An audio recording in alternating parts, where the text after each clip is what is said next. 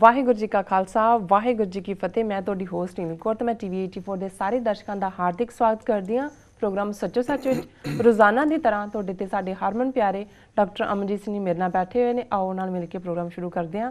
ਜੀ ਡਾਕਟਰ ਸਾਹਿਬ, welcome to our show. Thank you very much. ਜੀ ਡਾਕਟਰ ਸਾਹਿਬ, ਅੱਜ 22 ਸਤੰਬਰ 2014 7 ਅਸੂ ਨਾਨਕਸ਼ਾਹੀ ਸੰਮਤ 546 ਦਾ ਦਿਨ ਹੈ ਤੇ ਹੁਣ ਅਸੀਂ ਆਪਣੇ ਪ੍ਰੋਗਰਾਮ ਦੀ ਸ਼ੁਰੂਆਤ ਕਰਦੇ ਹਾਂ ਕਿਸੇ ਅੱਜ ਦੇ ਅਹਿਮ ਮੁੱਦੇ ਨਾਲ। ਤੇ ਕੀ ਹੈ ਅੱਜ ਦਾ ਅਹਿਮ ਮੁੱਦਾ ਡਾਕਟਰ ਸਾਹਿਬ? ਸਭ ਤੋਂ ਪਹਿਲਾਂ ਤਾਂ ਮੈਂ ਜਿਹੜੇ ਸਾਡੇ ਇਤਿਹਾਸ ਦਾ ਇੱਕ ਬਹੁਤ ਅਹਿਮ ਦਿਨ ਹੈ ਅੱਜ ਦੇ ਦਿਨ ਹੀ ਗੁਰੂ ਨਾਨਕ ਸਾਹਿਬ ਜੋਤੀ ਜੋਤ ਸਮਾਏ ਜੀ 22 ਸਤੰਬਰ 1539 ਜੀ, ਕਿਉਂਕਿ 1469 ਦੇ ਵਿੱਚ ਗੁਰੂ ਨਾਨਕ ਸਾਹਿਬ ਦਾ ਪ੍ਰਕਾਸ਼ ਹੋਇਆ ਔਰ 22 ਸਤੰਬਰ 1539 ਨੂੰ ਲਗਭਗ 70 ਸਾਲ ਦੀ ਅਵਸਥਾ ਜਿਹੜੀ ਕਿ ਉਹਨਾਂ ਨੇ ਸਰੀਰਕ ਜਾਮੇ ਦੇ ਵਿੱਚ ਇਸ ਧਰਤੀ ਦੇ ਉੱਤੇ ਜਿਹੜਾ ਉਹਨਾਂ ਨੇ ਲੁਕਾਈ ਨੂੰ, ਮਨੁੱਖਤਾ ਨੂੰ ਰੱਬ ਦੀ ਯਾਦ, ਖਲਕਤ ਦੀ ਸੇਵਾ, ਜਿਸ ਨੂੰ ਅਸੀਂ ਤਿੰਨ ਸਿਧਾਂਤ ਜਿਨ੍ਹਾਂ ਨੂੰ ਅਸੀਂ ਪਿਲਰਸ ਆਫ ਸਿੱਖਿਜ਼ਮ ਕਹਿੰਦੇ ਹਾਂ ਜੀ, ਨਾਮ ਜਪੋ, ਕਿਰਤ ਕਰੋ, ਵੰਡ ਛਕੋ, ਇਸ 'ਤੇ ਆਧਾਰਿਤ ਔਰ ਸੱਚ ਕੀ ਬਾਣੀ ਨਾਨਕ ਆਖੈ, ਸੱਚ ਸੁਣਾਏ ਸੀ ਸੱਚ ਕੀ ਬੇਲਾ, ਇਹ ਸੱਚ ਹੱਕ ਇਨਸਾਫ ਦੇ ਮੁੱਢਲੇ ਜਿਹੜੇ ਸਨੇਹ ਨੂੰ ਉਹ ਆਪਣੇ ਉਮਤ ਨੂੰ ਪੱਕਾ ਦ੍ਰਿੜ ਕਰਵਾਇਆ ਜੀ।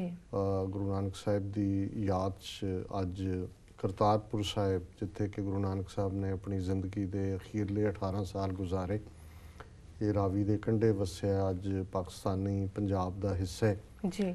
ਇਸ ਨੂੰ ਇੱਕ ਵੱਖਰਾ ਜ਼ਿਲ੍ਹਾ, ਹੁਣ ਜ਼ਿਲ੍ਹਾ ਨਾਰੋਵਾਲ ਦੇ ਵਿੱਚ ਪੈਂਦਾ ਔਰ ਸਿੱਖ ਸੰਗਤਾਂ ਦੀ ਸਹੂਲਤ ਦੇ ਲਈ ਉੱਥੇ ਬੜੀ ਵਧੀਆ ਸੜਕ ਵੀ ਬਣੀ ਹੈ ਔਰ ਗੁਰਦੁਆਰਾ ਸਾਹਿਬ ਵੀ ਜਿਹੜਾ ਕਿ ਹੜ੍ਹਾਂ ਦੇ ਨਾਲ, ਕਿਉਂਕਿ ਬਿਲਕੁਲ ਰਾਵੀ ਦੇ ਕੰਢੇ ਸੀ ਔਰ 47 ਤੋਂ ਬਾਅਦ ਪਹਿਲੀ ਵਾਰ ਫਲੱਡ ਜਦੋਂ 1950s ਦੇ ਵਿੱਚ ਆਏ ਉਦੋਂ ਵੀ ਇਸ ਦੀ ਇਮਾਰਤ ਨੂੰ ਕਾਫੀ ਨੁਕਸਾਨ ਪਹੁੰਚਿਆ ਸੀ। ਫਿਰ ਲੜਾਈਆਂ ਦੇ ਦੌਰਾਨ 65 ਦੀ ਵਾਰ, ਦੂਸਰੇ ਬਿਲਕੁਲ ਬੇਆਬਾਦ ਔਰ ਕਿਉਂਕਿ ਪਾਕਿਸਤਾਨ ਦਾ ਬਾਰਡਰ ਭਾਰਤ ਦੇ ਨਾਲ ਲੱਗਦਾ ਇੱਥੇ, ਸੋ ਬੜਾ ਮਿਲਟਰੀ ਸੈਂਸਿਟਿਵ ਏਰੀਆ ਵੀ ਹੈ। ਲੇਕਿਨ ਇਹਦੇ ਬਾਵਜੂਦ ਅਸੀਂ ਤਾਰੀਫ ਕਰਦੇ ਹਾਂ ਪਾਕਿਸਤਾਨ ਸਰਕਾਰ ਦੀ ਕਿ ਉਹਨਾਂ ਨੇ ਇਸ ਥਾਂ ਨੂੰ ਜਿਹੜਾ ਉਹ, ਜੇ ਮੈਂ ਇਹ ਕਹਾਂ ਕਿ ਦੁਬਾਰਾ ਆਬਾਦ ਕੀਤਾ, ਆਵਾਜਾਈ ਵੀ ਸ਼ੁਰੂ ਹੋਈ ਹੈ, ਗੁਰਦੁਆਰਾ ਸਾਹਿਬ ਦੀ ਖੂਬਸੂਰਤ ਇਮਾਰਤ ਬਣੀ ਹੈ ਔਰ ਸਿੱਖ ਸੰਗਤਾਂ ਦੇ ਦਰਸ਼ਨਾਂ ਲਈ ਇਸ ਨੂੰ ਖੋਲ੍ਹੇ। ਪਿਛਲੇ ਕੁਝ ਸਾਲਾਂ ਤੋਂ ਲਗਾਤਾਰਤਾ ਨਾਲ ਈਵਨ ਜਥੇ ਵੀ ਦੁਨੀਆ ਭਰ 'ਚੋਂ ਇਸ ਦਿਨ ਦੇ ਮੌਕੇ ਉੱਤੇ ਪਹੁੰਚਦੇ ਨੇ ਜੀ ਔਰ ਲੋਕਲ ਸਿੱਖ ਸੰਗਤਾਂ ਵੀ, ਕਿਉਂਕਿ ਹੁਣ ਲੋਕਲ ਇਲਾਕਾ ਗੈਰ ਦੇ ਵਿੱਚ ਜਾਂ ਅਫਗਾਨਿਸਤਾਨ ਦੇ ਵਿੱਚ ਗੜਬੜ ਹੋਣ ਤੋਂ ਬਾਅਦ ਕਾਫੀ ਸਿੱਖ ਸੰਗਤਾਂ ਜਿਹੜੀਆਂ ਪਾਕਿਸਤਾਨ ਵੱਲ ਵੀ ਮੁੜੀਆਂ, ਨਨਕਾਣਾ ਸਾਹਿਬ ਏਰੀਏ 'ਚ ਜਿਹੜੀਆਂ ਨੇ ਉਹ ਰਹਿੰਦੀਆਂ ਨੇ। ਸੋ ਹੁਣ ਕਿਤੇ ਵੀ ਉੱਥੇ ਜਦੋਂ ਕੋਈ ਲੋਕਲ ਸਮਾਗਮ ਵੀ ਹੁੰਦਾ ਜਿਹਦੇ 'ਚ ਬਾਹਰੋਂ ਜੇ ਸੰਗਤ ਨਾ ਵੀ ਹੋਏ ਤੇ ਕਾਫੀ ਰੌਣਕ ਵਾਲੇ ਸਮਾਗਮ ਹੁੰਦੇ ਨੇ, ਸਿੱਖ ਸੰਗਤਾਂ ਉਸ ਦੇ ਵਿੱਚ ਪਾਰਟਿਸਿਪੇਟ ਕਰਦੀਆਂ ਜੀ। ਸੋ ਅੱਜ ਬਹੁਤ ਸਾਰੇ ਗੁਰਦੁਆਰਾ ਸਾਹਿਬਾਨ ਦੇ ਵਿੱਚ ਵੀ ਇਸ ਦਿਨ ਨੂੰ ਮਨਾਇਆ ਜਾ ਰਿਹਾ ਹੈ। ਕਈ ਥਾਵਾਂ 'ਤੇ ਕੱਲ੍ਹ ਬੀਤੇ ਐਤਵਾਰ ਮਨਾਇਆ ਗਿਆ, ਕੁਝ ਥਾਵਾਂ 'ਤੇ ਕਮਿੰਗ ਸੰਡੇ ਮਨਾਇਆ ਜਾਏਗਾ। ਸੋ ਅਸੀਂ ਸਮਝਦੇ ਹਾਂ ਵੀ ਕਿਉਂਕਿ ਇਸ ਪ੍ਰੋਗਰਾਮ ਨੂੰ ਸਾਡੇ ਬਹੁਤ ਸਾਰੇ ਪਾਕਿਸਤਾਨੀ ਭਰਾ ਭੈਣਾਂ ਵੀ ਦੇਖਦੇ ਨੇ, ਕੁਝ ਸ਼ਬਦ ਜਿਨ੍ਹਾਂ ਬਾਰੇ ਅਸੀਂ ਤਾਂ ਕਿਉਂਕਿ ਸਿੱਖੀ 'ਚ ਇਹਨਾਂ ਨੂੰ ਇਸਤੇਮਾਲ ਕਰਦੇ ਹਾਂ ਇਸ ਲਈ ਸਾਰੇ ਫੈਮੀਲੀਅਰ ਨੇ, ਅਸੀਂ ਜਿਹੜਾ ਗੁਰੂ ਸਾਹਿਬਾਨ ਦੀ ਆਮਦ ਹੈ ਇਸ ਧਰਤੀ ਦੇ ਉੱਤੇ ਉਸ ਦੇ ਲਈ ਜਿਹੜਾ ਸ਼ਬਦ ਹੈ ਪ੍ਰਕਾਸ਼ ਦਿਵਸ ਇਸਤੇਮਾਲ ਕਰਦੇ ਜੀ ਜਾਂ ਆਗਮਨ ਦਿਵਸ। ਇੱਕ ਜ਼ਮਾਨਾ ਸੀ ਕਿ ਅਵਤਾਰ ਪੁਰਬ ਵੀ ਕਿਹਾ ਜਾਂਦਾ ਸੀ, ਪਰ ਫਿਰ ਇਹ ਗੱਲ ਸਾਹਮਣੇ ਆਈ ਕਿ ਜਦੋਂ ਅਸੀਂ ਅਵਤਾਰ ਕਹਿੰਦੇ ਹਾਂ ਔਰ 24 ਅਵਤਾਰਾਂ ਦਾ ਕਨਸੈਪਟ ਹਿੰਦੂ ਥਾਟ 'ਚ ਹੈ, ਤੇ ਕਈ ਇਸ ਨੂੰ ਜਿਵੇਂ ਰਾਮ ਜੀ, ਕ੍ਰਿਸ਼ਨ ਜੀ ਦੇ ਅਵਤਾਰ ਮੰਨੇ ਜਾਂਦੇ ਨੇ ਕਿ ਵਿਸ਼ਨੂੰ ਦੇ ਅਵਤਾਰ ਨੇ, ਕਈ ਉਸ ਨਾਲ ਵੀ ਉਹਨੂੰ ਜੋੜ ਕੇ ਦੇਖਦੇ ਸੀ। ਸੋ ਮੈਂ ਸਮਝਦਾ ਵੀ ਢੁਕਵਾਂ ਸ਼ਬਦ ਜਿਹੜਾ ਹੁਣ ਆਲਮੋਸਟ ਇਸਤੇਮਾਲ ਹੁੰਦਾ ਉਹ ਪ੍ਰਕਾਸ਼ ਦਿਵਸ ਹੈ। ਪ੍ਰਕਾਸ਼ ਰੌਸ਼ਨੀ ਨੂੰ ਕਹਿੰਦੇ ਨੇ ਔਰ ਜਿਹੜਾ ਰੱਬ ਦਾ ਸੁਨੇਹਾ ਗੁਰੂ ਨਾਨਕ ਸਾਹਿਬ ਜਾਂ 10 ਗੁਰੂ ਜਾਮਿਆਂ 'ਚ ਅਸੀਂ ਸਮਝਦੇ ਹਾਂ ਕਿ ਇਹ ਅਕਾਲ ਪੁਰਖ ਦਾ ਪ੍ਰਕਾਸ਼ ਹੈ, ਨੂਰ ਹੈ, ਜਿਹੜਾ ਉਹਨਾਂ ਦੇ ਰਾਹੀਂ ਜਲਵਾਗਰ ਹੋਇਆ। ਔਰ ਜਦੋਂ ਅਸੀਂ ਜੋਤੀ ਜੋਤ ਸਮਾਣਾ ਕਹਿੰਦੇ ਹਾਂ, ਪ੍ਰਕਾਸ਼ ਦੇ ਲਈ ਸ਼ਬਦ ਲਾਈਟ ਵੀ ਹੈ, ਰੌਸ਼ਨੀ ਹੈ, ਜੋਤੀ ਹੈ ਜੀ। ਸੋ ਜਦੋਂ ਉਹਨਾਂ ਨੇ ਆਪਣਾ ਜਿਹੜਾ ਦੁਨਿਆਵੀ ਸਫ਼ਰ ਪੂਰਾ ਕੀਤਾ, ਆਪਣਾ ਉਹਨਾਂ ਦਾ ਮਿਸ਼ਨ ਕੰਪਲੀਟ ਹੋਇਆ, ਤੇ ਉਹ ਜੋਤ ਜਿਹੜੀ ਪ੍ਰਕਾਸ਼ਮਾਨ ਸੀ ਸਰੀਰ ਦੇ ਵਿੱਚ, ਉਹ ਵਾਪਸ ਆਪਣੇ ਮੂਲ ਸੋਮੇ ਦੇ ਵਿੱਚ ਨਿਰੰਕਾਰ ਦੇ ਵਿੱਚ ਸਮਾ ਗਈ। ਇਸ ਲਈ ਅਸੀਂ ਸ਼ਬਦ ਜੋਤੀ ਜੋਤ ਸਮਾਣਾ ਇਸਤੇਮਾਲ ਕਰਦੇ ਹਾਂ ਜੀ। ਬੇਸ਼ੱਕ ਈਵਨ ਆਮ ਮਨੁੱਖਾਂ ਦੇ ਵਿੱਚ ਵੀ ਜਿਹੜਾ ਮਰਦਾ ਹੈ ਅਲਟੀਮੇਟਲੀ ਜਿਹੜੀ ਉਹਦੀ ਆਤਮਾ ਹੈ ਉਹ ਉਹਦੇ 'ਚ ਲੀਨ ਹੁੰਦੀ ਹੈ ਪਰਮਾਤਮਾ 'ਚ ਵਿਆਪਕ 'ਚ, ਪਰ ਉਹਦੇ ਲਈ ਅਸੀਂ ਸ਼ਬਦ ਚੜ੍ਹਾਈ ਕਰਨਾ ਇਸਤੇਮਾਲ ਕਰਦੇ ਹਾਂ। ਇਹ ਜਿਹੜੇ ਸ਼ਬਦ ਨੇ ਪ੍ਰਕਾਸ਼ ਔਰ ਜੋਤੀ ਜੋਤ, ਇਹ ਐਕਸਕਲੂਸਿਵਲੀ ਅਸੀਂ ਗੁਰੂ ਸਾਹਿਬਾਨ ਦੇ ਲਈ ਹੀ ਇਸਤੇਮਾਲ ਕਰਦੇ। ਸੋ ਗੁਰੂ ਨਾਨਕ ਸਾਹਿਬ ਦਾ ਪ੍ਰਕਾਸ਼ ਨਨਕਾਣਾ ਸਾਹਿਬ ਦੇ ਵਿੱਚ ਹੋਇਆ, ਜਿਹੜਾ ਉਦੋਂ ਰਾਏ ਭੋਏ ਦੀ ਤਲਵੰਡੀ ਸੀ, ਅੱਜ ਨਨਕਾਣਾ। ਇਹ ਵੀ ਨਾਨਕ ਆਣਾ ਤੋਂ ਸ਼ਬਦ ਬਣੇ ਕਿ ਗੁਰੂ ਨਾਨਕ ਸਾਹਿਬ ਆਏ। ਔਰ ਜਦੋਂ ਅਸੀਂ ਰਾਏ ਬੁਲਾਰ ਪੱਟੀ ਦਾ ਜ਼ਿਕਰ ਕਰਦੇ ਹਾਂ, ਅੱਜ ਵੀ ਉਹਨਾਂ ਦਾ ਪਰਿਵਾਰ ਹਮੇਸ਼ਾ ਹੀ ਸਿੱਖ ਦੋਸਤ ਵੀ ਹੈ ਔਰ ਉਹਨਾਂ ਦੀ ਦੇਣ ਜਿਹੜੀ ਹੈ, ਕਿਉਂਕਿ ਜਿਹੜਾ ਰਾਏ ਭੋਏ ਦੀ ਤਲਵੰਡੀ ਦਾ ਵੱਡਾ ਹਿੱਸਾ ਰਾਏ ਬੁਲਾਰ ਨੇ ਕਿਹਾ ਕਿ ਵੀ ਨਹੀਂ, ਇਹ ਹੁਣ ਮੇਰੇ ਪੁਰਖਿਆਂ ਦੀ ਤਲਵੰਡੀ ਨਹੀਂ, ਇੱਥੇ ਗੁਰੂ ਨਾਨਕ ਆਏ ਨੇ ਤੇ ਇਹ ਨਾਨਕ ਆਣਾ, ਇਹ ਨਨਕਾਣਾ ਜੀ। ਔਰ ਜਿਸ ਤਰੀਕੇ ਨਾਲ ਅਸੀਂ ਉਸ ਸਮੇਂ ਨੂੰ ਦੇਖਦੇ ਹਾਂ, ਲਗਭਗ 5.5 ਸਦੀਆਂ ਪਹਿਲਾਂ ਕਿਸ ਕਿਸਮ ਦਾ ਮਾਹੌਲ ਉਸ ਖਿੱਤੇ ਦੇ ਵਿੱਚ, ਕੁੱਲ ਦੁਨੀਆ ਦੇ ਵਿੱਚ ਕੀ ਤਬਦੀਲੀਆਂ ਹੋ ਰਹੀਆਂ ਨੇ, ਤੇ ਗੁਰੂ ਨਾਨਕ ਸਾਹਿਬ ਦਾ ਸੁਨੇਹਾ ਮਨੁੱਖਤਾ ਦੇ ਪਿਆਰ ਦਾ, ਉਹਨਾਂ ਦਾ ਪਹਿਲਾ ਮੈਸੇਜ ਵਹੀਂ ਪ੍ਰਵੇਸ਼, ਵਹੀਂ ਦੇ ਵਿੱਚੋਂ ਬਾਹਰ ਆਉਂਦੇ ਆ, ਪਹਿਲਾ ਸੁਨੇਹਾ ਫਸਟ ਸੈਰਮਨ ਐਟ ਸੁਲਤਾਨਪੁਰ, ਨਾ ਕੋ ਹਿੰਦੂ ਨਾ ਮੁਸਲਮਾਨ ਜੀ। ਸੋ ਇਹੀ ਕਾਰਨ ਹੈ ਕਿ ਜਿੱਥੇ ਅਸੀਂ ਗੁਰੂ ਨਾਨਕ ਸਾਹਿਬ ਨੂੰ ਗੁਰੂ ਸ਼ਬਦ ਦੇ ਨਾਲ ਜ਼ਿਆਦਾ ਸੰਬੋਧਨ ਕਰਦੇ ਹਾਂ, ਲਖਬ ਭਾਈ ਗੁਰਦਾਸ ਜੀ ਨੇ ਕਈ ਥਾਂ ਬਾਬਾ ਸ਼ਬਦ ਵੀ ਇਸਤੇਮਾਲ ਕੀਤਾ ਹੈ, ਜਿਵੇਂ ਮੇਲਿਓਂ ਬਾਬਾ ਉੱਠਿਆ ਮੁਲਤਾਨੇ ਦੀ ਜ਼ਿਆਰਤ ਜਾਈ। ਸੋ ਜਾਂ ਅਸੀਂ ਧੰਨ ਨਾਨਕ ਤੇਰੀ ਵੱਡੀ ਕਮਾਈ, ਉਹਨਾਂ ਨੇ ਜਿਹੜਾ ਹੈ ਉਹ ਕੀਤਾ। ਸਾਡੇ ਪਾਕਿਸਤਾਨੀ ਭਰਾ ਭੈਣਾਂ ਜਿਹੜਾ ਹੈ ਉਹ ਜ਼ਿਆਦਾ ਸ਼ਬਦ ਬਾਬਾ ਨਾਨਕ ਹੀ ਇਸਤੇਮਾਲ ਕਰਦੇ ਨੇ।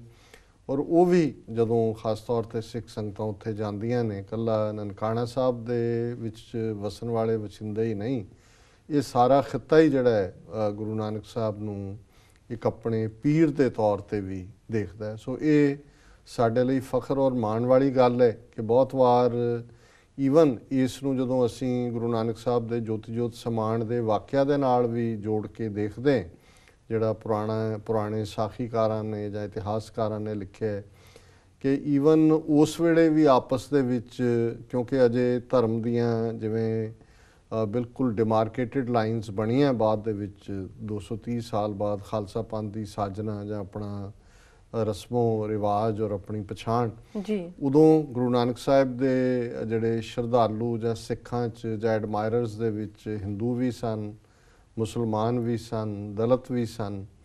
ਸੋ ਉਹਨਾਂ ਦਾ ਕਿਵੇਂ ਅੰਤਮ ਜਿਹੜੀ ਹੈ ਉਹ ਕਿਰਿਆਕਰਮ, ਜਿਸ ਲਈ ਸ਼ਬਦ ਇਸਤੇਮਾਲ ਕੀਤਾ ਜਾਂਦਾ ਹੈ ਕਿ ਵੀ ਸੰਸਕਾਰ ਹੋਏ, ਕਿ ਉਹਨਾਂ ਨੂੰ ਦਫਨਾਇਆ ਜਾਏ। ਹੁਣ ਇਹ ਜਿਹੜਾ ਸੀ, ਇਹਦੇ 'ਚ ਆਪਸ ਦੇ ਵਿੱਚ ਇੱਕ ਬਹਿਸ ਹੁੰਦੀ ਹੈ, ਇੱਕ ਡਿਬੇਟ ਹੁੰਦੀ ਹੈ। ਜਿਹੜੇ ਹਿੰਦੂ ਫੋਲੋਅਰ ਨੇ, ਜਿਹੜੇ ਓਬਵੀਅਸਲੀ ਸਿੱਖ ਬਣੇ ਪਰ ਬੇਸ ਉਹਨਾਂ ਦਾ ਉਹ ਹੈ, ਉਹਨਾਂ ਦਾ ਸੰਸਕਾਰ ਕਰਨਾ ਚਾਹੁੰਦੇ ਨੇ ਜੀ। ਜਿਹੜੇ ਮੁਸਲਮਾਨ ਉਹਨਾਂ ਦੇ ਐਡਮਾਇਰਰ ਨੇ, ਸ਼ਰਧਾਲੂ ਨੇ, ਉਹ ਦਫਨਾਉਣਾ ਚਾਹੁੰਦੇ ਨੇ। ਔਰ ਜਿਵੇਂ ਸਾਡੀ ਰਵਾਇਤ ਦੱਸਦੀ ਹੈ ਕਿ ਅਲਟੀਮੇਟਲੀ ਜਿਹੜਾ ਇੱਕ ਚਾਦਰ ਜਿਹੜੀ ਗੁਰੂ ਸਾਹਿਬ ਨੇ ਉੱਪਰ ਲਈ, ਉਸ ਦੇ ਉੱਤੇ ਫੁੱਲ ਪਏ ਮਿਲਦੇ ਨੇ, ਤਾਂ ਉਸ ਚਾਦਰ ਨੂੰ ਦੋ ਹਿੱਸਿਆਂ 'ਚ ਕਰਕੇ ਜਿਹੜੇ ਇੱਕ ਹਿੱਸਾ ਉਸ ਦਾ ਸੰਸਕਾਰ ਕਰਦਾ ਹੈ, ਦੂਸਰਾ ਉਸ ਨੂੰ ਦਫਨਾਉਂਦਾ ਹੈ।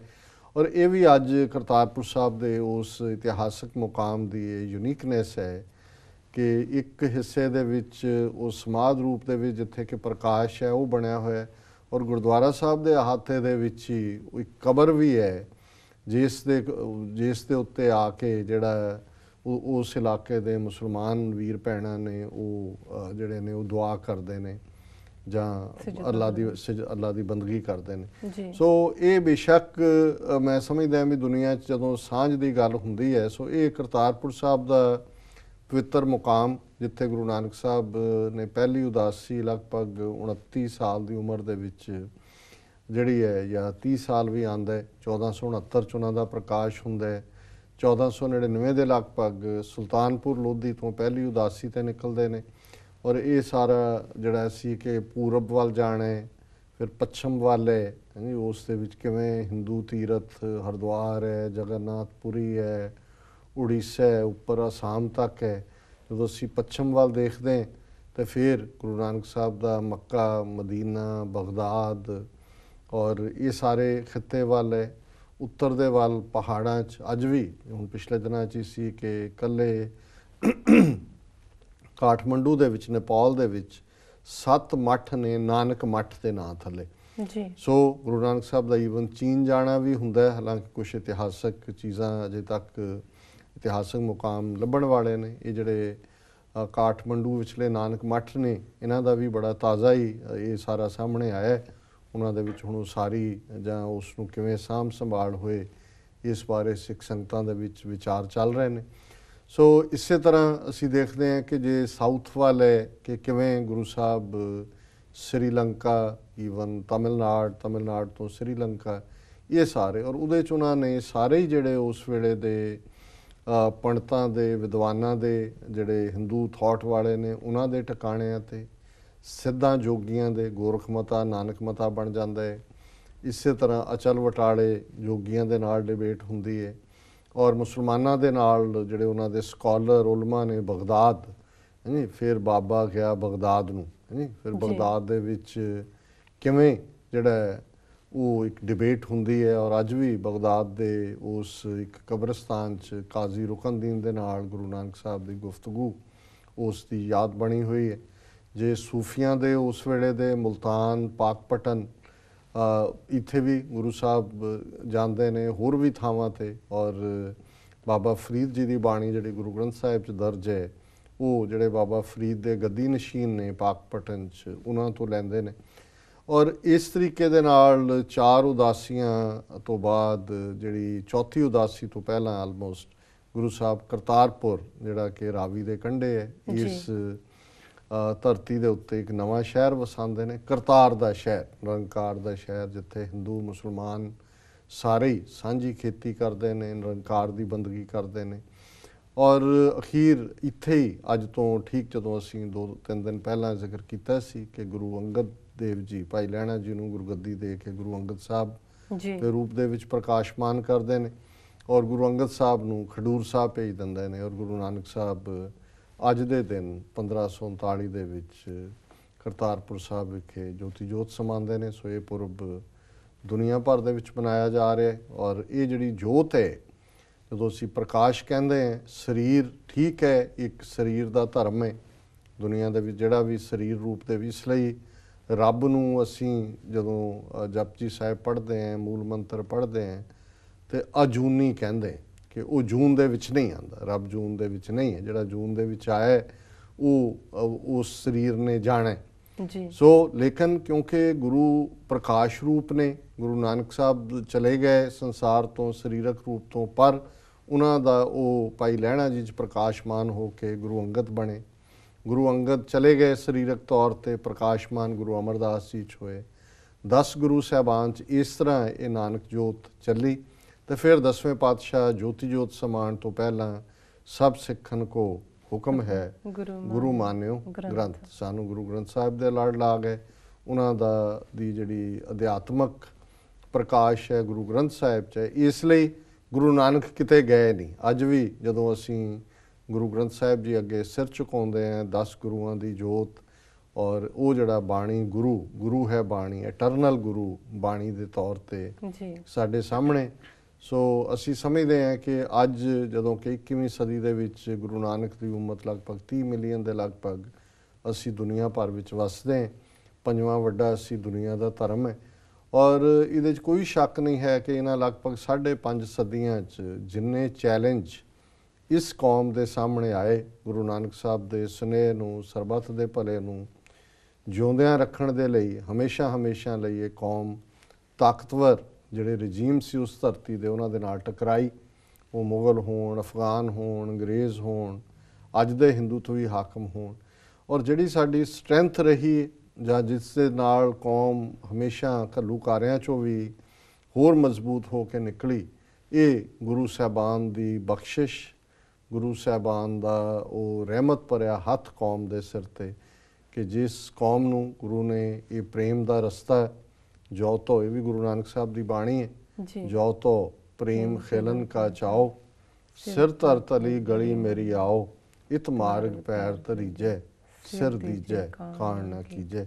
ਸੋ ਇਸ ਅੱਜ ਦੇ ਜੋਤੀ ਜੋਤ ਸਮਾਨ ਦੇ ਦਿਨ ਅਸੀਂ ਅਰਦਾਸ ਕਰਦੇ ਹਾਂ ਸਤਿਗੁਰੂ ਦੇ ਚਰਨਾਂ 'ਚ ਜੀ ਕਿ ਸਤਿਗੁਰੂ ਆਪਣੀ ਕੌਮ ਤੇ ਆਪਣੀ ਉਮਤ ਤੇ ਰਹਿਮਤ ਕਰਨ, ਔਰ ਇਸੇ ਤਰ੍ਹਾਂ ਹੀ 21ਵੀਂ ਸਦੀ ਦੇ ਵਿੱਚ ਅਸੀਂ ਜਿਹੜਾ ਇਹ ਸੁਨੇਹਾ ਗੁਰੂ ਨਾਨਕ ਸਾਹਿਬ ਦਾ ਸਰਬੱਤ ਦੇ ਭਲੇ ਦਾ, ਇਸ ਨੂੰ ਵੀ ਕੁੱਲ ਲੋਕਾਈ ਤੱਕ ਪਹੁੰਚਾ ਸਕੀਏ।